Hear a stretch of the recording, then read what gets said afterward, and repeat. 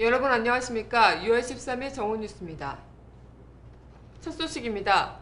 한때 대화 국면 전환이 기대됐던 남북관계가 당분간 냉각기를 피할 수 없게 됐습니다. 북한은 오늘 남북 당국 회담 무산은 남측의 책임이라면서 회담에 털끝만한 미련도 없다며 추후 회담 가능성을 일축했습니다.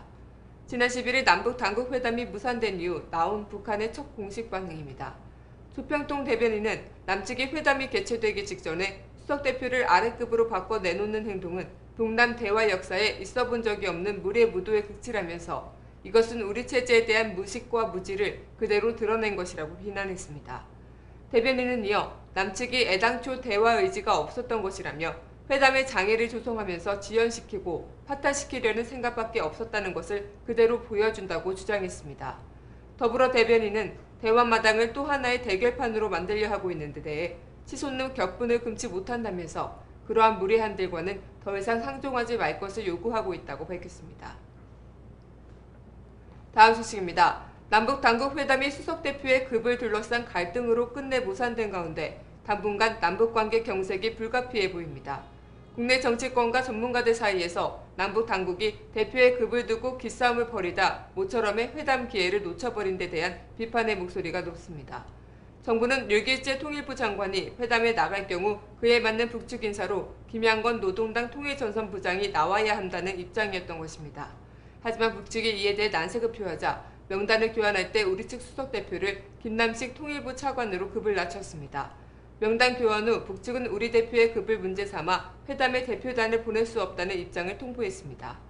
전문가들은 실제 남과 북의 정치체제가 다르기 때문에 엄밀하게 남북 당국자의 급을 1대1로 매칭하는 건 어렵다고 말했습니다.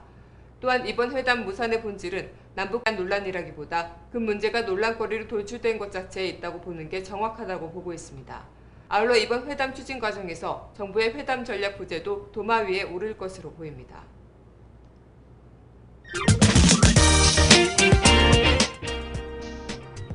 단신입니다.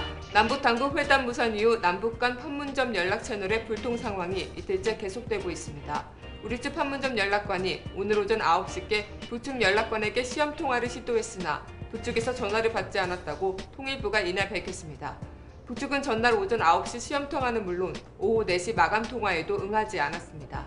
판문점 연락 채널은 3월 11일 북한의 일방적인 단절 통보로 끊겼다가 남북회담 재개 합의로 지난 7일 3개월 만에 정상화된 바 있습니다.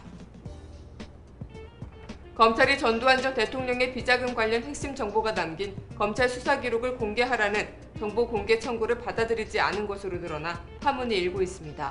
오늘 한겨레 보도에 따르면 서울중앙지검은 이 매체에 정보 비공개 결정 통지서를 보내 소송 관계인인 정재용이 서면으로 기록 공개 부동의 의사를 밝혔습니다.